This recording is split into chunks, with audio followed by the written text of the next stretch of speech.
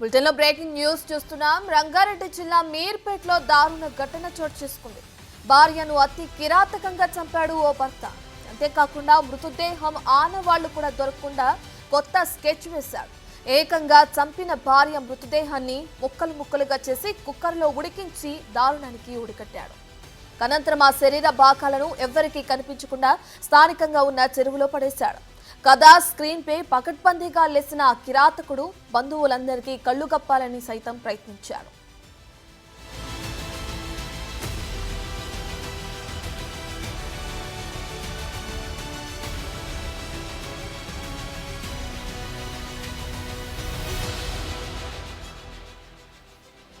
Jillelaguda new Venkataramana కాలనీలో గురుమూర్తి వెంకట మాధవి దంపతులు ఇద్దరు పిల్లలతో కలిసి నివసిస్తున్నారు. గురుమూర్తి స్వస్థలం ప్రకాశం జిల్లా జేపీ చెరువు.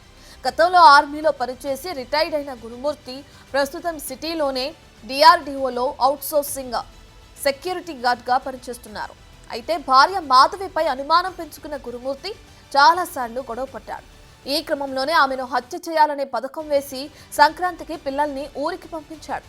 మాధవిని అత్యంత దారుణంగా మట్టుబెట్టి శరీర భాగాలను కుక్కర్లో ఉడికించి తర్వాత జిల్లెలగూడ చెరువులో పడేశాడు.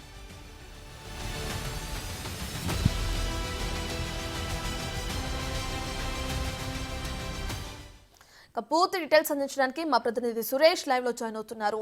రైట్ సురేష్, రంగారెడ్డి జిల్లాలో ఏదైతే భార్యను అతి కిరాతకంగా చంపాడో దానికి సంబంధించి ఇప్పటికే మనం బ్రేకింగ్ చూస్తున్నాం. ఏ విధంగా జరిగింది, హత్యకు గల కారణాలు ఏంటి?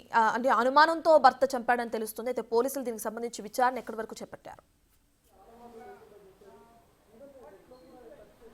భార్యను అత్యంత కిరాతకంగా హతమార్చిన గురుమూర్తి కేసులో సంచలన విషయాలు వెలుగులోకి వస్తున్నాయి. పక్కా పథకం ప్రకారమే భార్యను హత్య చేయాలని చెప్పేసి కూడా ఆయన భావించినట్టు తెలుస్తుంది. ప్రస్తుతం ఆయన నివాసం వద్ద ఉన్నాం మనము. ఇదే నివాసంలో భార్య భర్త ఇద్దరు కూడా ఉన్నారు. పిల్లల్ని సంక్రాంతి పండుగకి ఊరికి పంపించడం జరిగింది. ఆ తర్వాత ఆ భార్యతో గొడవ పడి ఆ భార్యని అత్యంత దారుణంగా హత్య చేయడం జరిగినట్టుగా పోలీసులు అయితే అనుమానిస్తున్నారు. ప్రస్తుతం గురుమూర్తిని అదుపులోకి తీసుకోవడం జరిగింది.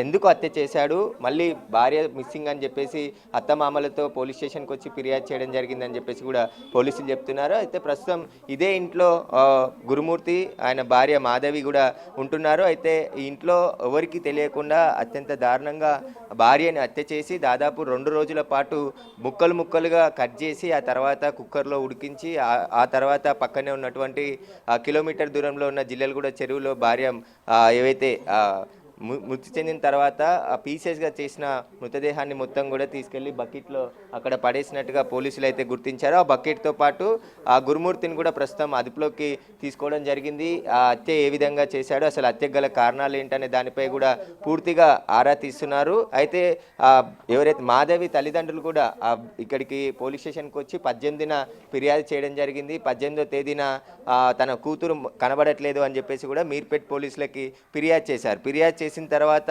ఇంట్లో ఉన్న సీసీ కెమెరా ఫుటేజ్ని పరిశీలించారు. గురుమూర్తి మాధవి ఉంటున్న నివాసానికి సంబంధించిన సీసీ ఫుటేజ్లో గురుమూర్తి ఒక్కడే బయటికి వెళ్ళి వచ్చినట్టు కనబడుతుంది. మాధవి ఇంట్లోకి వచ్చిన తర్వాత బయటికి వెళ్ళకపోవడంతో పోలీసులు ఆ సీసీ ఫుటేజ్ ఆధారంగా దర్యాప్తు చేసి గురుమూర్తిని అదుపులోకి తీసుకొని ప్రశ్నించగా తానే హత్య చేసినట్టుగా చెప్పడం జరిగింది.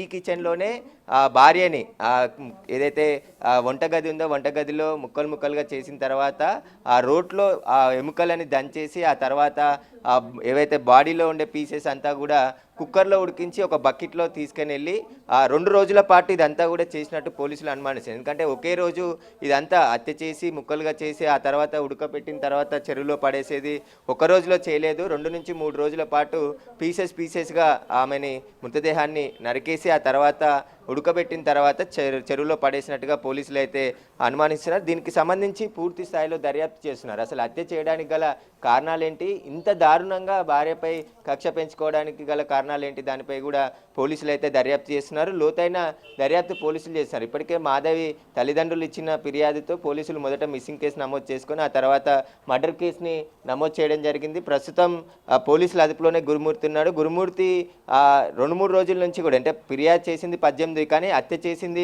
16 లేదా 15వ తేదీనే హత్య చేసి ఆ తర్వాత ఆ భార్య మృతదేహాన్ని అంతా కూడా ఇంట్లో నుంచి పీసెస్లుగా తీసుకెళ్లి పడేసి ఆ తర్వాత మళ్ళీ తల్లిదండ్రులు వచ్చిన తర్వాత మాధవి తల్లిదండ్రులు వచ్చి 18వ తేదీన మీర్పేట్ పోలీస్ స్టేషన్కి వెళ్ళి ఫిర్యాదు చేశారు. ఫిర్యాదు చేసే సమయంలో కూడా గురుమూర్తి వాళ్ళ వెంటనే వెళ్ళాడు. గొడవ పడి ఇంట్లో నుంచి బయటకు వెళ్ళిపోయింది. ఎక్కడికి వెళ్ళిందో తెలియట్లేదు అని చెప్పేసి కూడా ఏమీ తెలియనట్టు వాళ్ళతో పాటే తిరిగాడు. కానీ పోలీసులు ఈ ఇంట్లో ఉన్న సీసీ కెమెరాలకు సంబంధించిన ఫుటేజీని మొత్తం దాదాపు 15వ తేదీ నుంచి 18వ తేదీ వరకు మొత్తం పరిశీలించారు. ఆ పరిశీలించిన తరుణంలో మాధవి ఇంట్లోకి వచ్చి మళ్ళీ బయటికి తిరిగి వెళ్ళలేదనే ఐడెంటిఫై చేశారు. ఆ తర్వాతనే గురుమూర్తిని అదుపులోకి తీసుకొని అసలు ఏం జరిగిందో చెప్పాలని చెప్పేసి ఆయనని విచారించడంతో ఈ విషయం అంతా కూడా వెల్లడించినట్టు తెలుస్తుంది. ప్రస్తుతం పోలీసులు అయితే కేసు నమోదు చేసి దర్యాప్తు చేస్తున్నారు. క్లూస్ టీంతోనే ఆధారాలు కూడా సేకరించడం జరిగింది.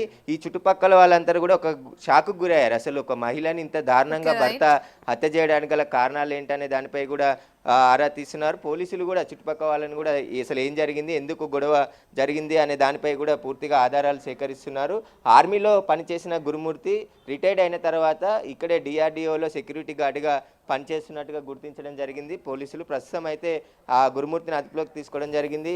అన్ని కోణాల్లో కేసును దర్యాప్తు చేస్తున్నామని చెప్పి పోలీసులు చెప్తున్నారు. కానీ ఆ మృతదేహానికి సంబంధించిన ఆధారాలు ఏవి ఇంకా దొరకలేదు కాబట్టి పోలీసులు అయితే కేసు నమోదు చేసి దర్యాప్తు చేస్తున్నాం. ఆయన ఇచ్చిన స్టేట్మెంట్ ఆధారంగా చెరువులో కూడా గాలించామని చెప్పేసి పోలీసులు చెప్తున్నారు. అయితే ఇంటి నుండి తీసుకెళ్లిన బకెట్ని స్వాధీనం చేసుకోవడం జరిగింది. ఆ బకెట్లో రక్తం మరకలు కానీ వాటికి సంబంధించిన కొన్ని ఆధారాలు సేకరించి ఆ మృతదేహానికి సంబంధించిన ఏదైనా ఒక క్లూ దొరుకుతుందా అనేది కూడా పూర్తిగా గాలింపు చర్యలు చేపట్టడం జరిగింది. ప్రస్తుతం మనం ఇదే ఇక్కడ ఇంటికి పైకి వచ్చేదానికి సంబంధించి గేట్ దగ్గర సీసీ కెమెరాలు ఉన్నాయి. ఆ సీసీ కెమెరాల్లోనే పూర్తిగా రికార్డ్ కావడం జరిగింది. ఏదైతే కింద మనం ఈ ఇంట్లోకి ఎంటర్ అయ్యే దగ్గర గేట్ దగ్గర సీసీ కెమెరాలు ఉన్నాయి. ఆ సీసీ కెమెరాల్లోనే మాధవి ఇంట్లోకి వచ్చినట్టు ఉంది తప్ప బయటికి వెళ్ళిన విజువల్స్ ఏవి అందులో రికార్డ్ కాలేవు. కాబట్టి అదే రోజు 16, 15, 17 ఈ 3 రోజులు కూడా అనేక సార్లు గురుమూర్తి బయటికి వెళ్ళినట్టు కూడా సీసీ కెమెరాలో